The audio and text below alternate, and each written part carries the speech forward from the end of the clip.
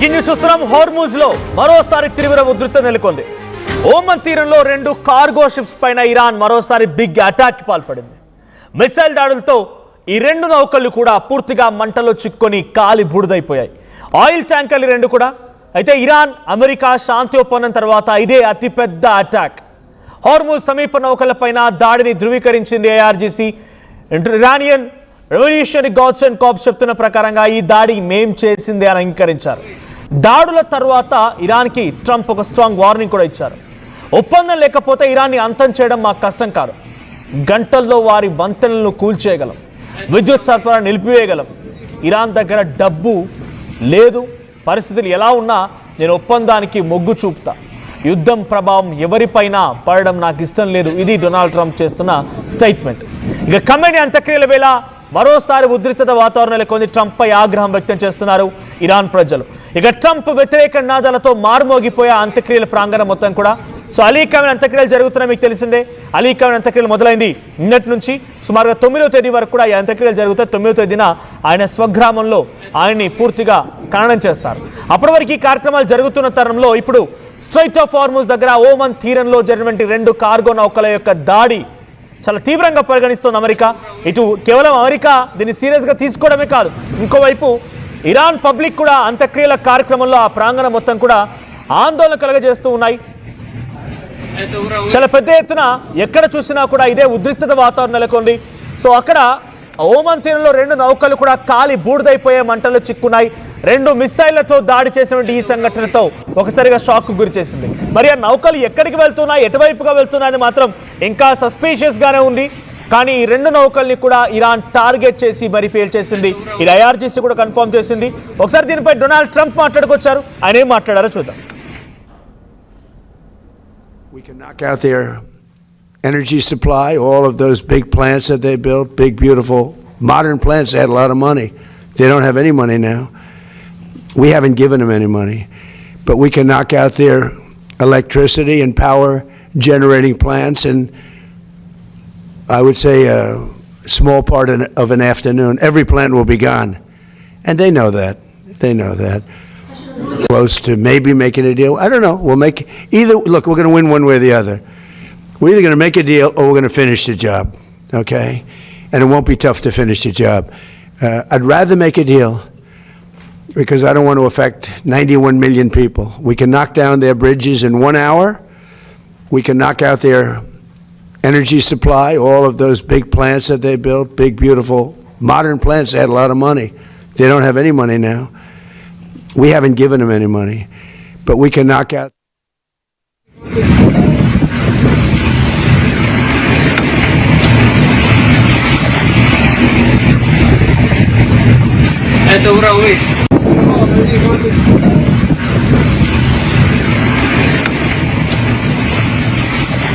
But ఇది Donald Trump చేసిన statement. ఆయన ఏమంటున్నారు?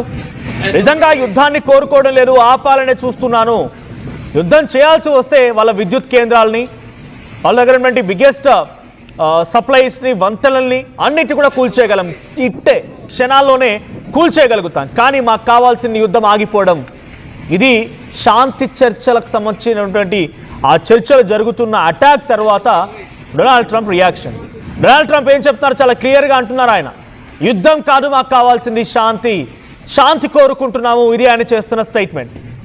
సో మొన్నటి వరకు డొనాల్డ్ ట్రంప్ ఏ చిన్న అటాక్ జరిగినా కూడా ఇరాన్ని అంతమొందిస్తాం, ఇరాన్ అంతు తేలుస్తాం, ఇరాన్ సంగతి చెప్తామని చెప్పి వార్నింగ్ ఇచ్చే వ్యక్తి ఇప్పుడు ఈ మాటల ద్వారా మాత్రం కాస్త తగ్గాడు, ఆ తగ్గుముఖం పెట్టాడు. ఇకపై ఆయనకి ఇంటర్నల్గా అక్కడ అమెరికాలో కూడా అనేక రకాల వ్యతిరేకతలు వస్తూ ఉన్నాయి.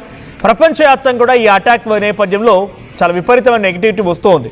సో ఈ నెగిటివిటీ నుంచి తనని తాను రక్షించుకోవాలనుకున్నాడో ఏమో, కానీ అందుకే ఆయన యుద్ధం ఆగిపోవడం మాకు కావాలి, యుద్ధం జరగడం కాదు, అందుకే నేను అటాక్ చేయలేదు, నేను నిజంగానే అటాక్ చేయాలి, ఇరాన్ని అంతమొందించాలనుకుంటే నాకు క్షణాల్లో పని, చిటికేసినంత ఈజీగా నేను వంతెనల్ని, విద్యుత్ కేంద్రాలని, అక్కడ జరిగేటువంటి ట్రాన్సిట్ని మొత్తాన్ని కూడా ఆపివేయగలుగుతానని చెప్పి డొనాల్డ్ ట్రంప్ మాట్లాడుతున్నారు.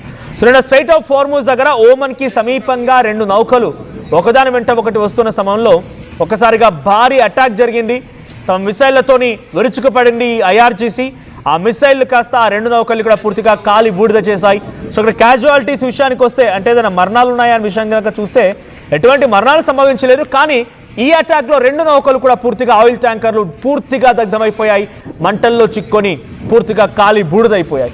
సో అక్కడ జరిగేటువంటి ఈ అటాక్స్కి ఇప్పుడు ఏ దేశము రియాక్ట్ అవ్వలేదు, బికాజ్ ఇప్పటివరకు ఈ నౌకలు ఏ దేశానికి సంబంధించినవి ఎక్కడ ట్రాన్సిట్ అవుతున్నాయి అనేది క్వశ్చన్ మార్క్గా ఉంది కాబట్టి ఇంకా ఎవరు రియాక్ట్ అవ్వలేదు.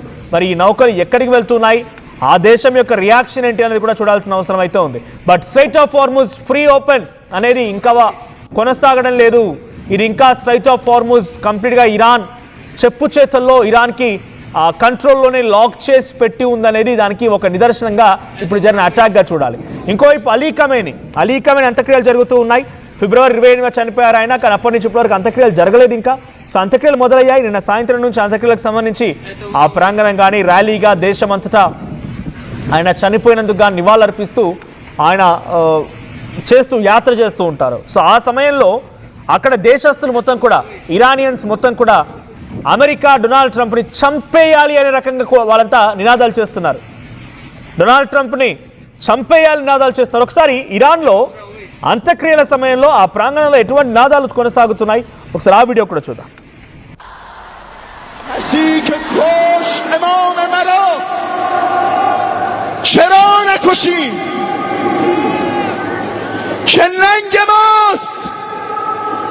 اگر قاتل تو را نکشیم از این به بعد کفن جای جام بر تن ماست. قسم به خون تو قتل ترامپ گردن ماست. అలీ ఖమేనీని అంతమొందించిన వాళ్ళు వదిలే ప్రసక్తే లేదు. మా నాయకుడి చావును చూసిన వారి చావును కూడా చూడాల్సిందే. మనం డెఫినెట్గా ఆ రకంగానే మన బాధ్యతగా తీసుకొని ముందుకు వెళ్ళాలి. ఇది వాళ్ళు చేస్తున్న స్టేట్మెంట్స్. సో అలీ ఖమేనీని అంతమొందించినవారు డొనాల్డ్ ట్రంప్ యొక్క చావు చూసేంత వరకు వదిలిపెట్టమనేది ఇరానియన్స్ తన ఆవేదనతో, ఆక్రోశంతో, ఆగ్రహంతో మాట్లాడుతున్న మాటలు అని కూడా. ఇవన్నీ జరుగుతుంది ఎక్కడో కాదు, ఆయన అంత్యక్రియల కార్యక్రమాల్లో వరుసగా ఆ దేశం అంతటా జరుగుతున్న నివాళి కార్యక్రమాల్లో ఈ నినాదాలు కొనసాగుతూ ఉన్నాయి.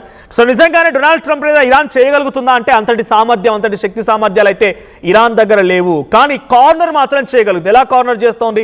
స్ట్రైట్ ఆఫ్ హార్ముజ్ని మొత్తాన్ని తమ కంట్రోల్లో పెట్టుకొని అటువైపుగా నౌకలు రానివ్వకుండా, రాకపోకలకు ఇబ్బంది కలిగిస్తూ అందరూ కూడా డొనాల్డ్ ట్రంప్ వైపుగా వేలెత్తి చూపించే విధంగా ఒక కార్నర్ మాత్రం చేయగలుగుతోంది.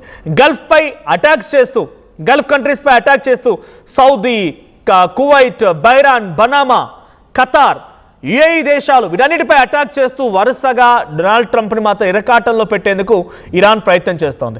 సో ఇరాన్లో ఒకవైపు డొనాల్డ్ ట్రంప్కి శిక్ష వేయాలనే నినాదాలు, ఇంకోవైపు స్ట్రైట్ ఆఫ్ హార్ముజ్ దగ్గర ఆ నౌకలు పేలిపోయేటువంటి సిచ్యువేషన్లు ఇవన్నీ చూస్తున్న తర్వాత డొనాల్డ్ ట్రంప్ కొన్ని సీరియస్ అవుతారేమో అని అంతా భావించారు. కానీ డొనాల్డ్ ట్రంప్ మాత్రం మేము శాంతిని కోరుకుంటున్నాం, మాకు కావాల్సింది శాంతి, మేము నిజంగా తలుచుకుంటే క్షణాల్లోనే అక్కడి పరిస్థితి మొత్తం తారుమారు చేయగలుగుతాం, కానీ మాకు కావాల్సింది పీస్. సో మేము పీస్కి కట్టుబడి ఉన్నామని చెప్పి డొనాల్డ్ ట్రంప్ అంటున్నారు. సో మీకేమనిపిస్తుంది? ట్రంప్ నిజంగానే పీస్కి కట్టుబడి ఉన్నాడు అనుకుంటున్నారా? లేదు, ఇంటర్నల్గా తన దేశంలో వచ్చేటువంటి వ్యతిరేకత, అక్కడ ఈయనకు డైరెక్ట్గా ఓటింగ్ పెడితే కూడా ఆయనకు యాంటీగా పోల్లు పడ్డాయి, ఆయనకు యాంటీగా ఓటింగ్స్ పడ్డాయి అంటేనే అర్థం చేసుకోండి అక్కడ ఏ స్థాయిలో ఆయనకు వ్యతిరేకత దేశంలో కూడా ఎదురైంది అనేది. వీటన్నిటి నేపథ్యంలో భయపడిపోయి వెనక్కి తగ్గాడా? మీకేమనిపిస్తోంది? కామెంట్ చేయండి.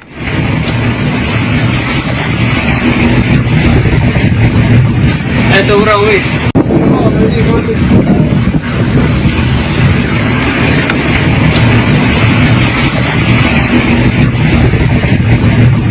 Это уровень.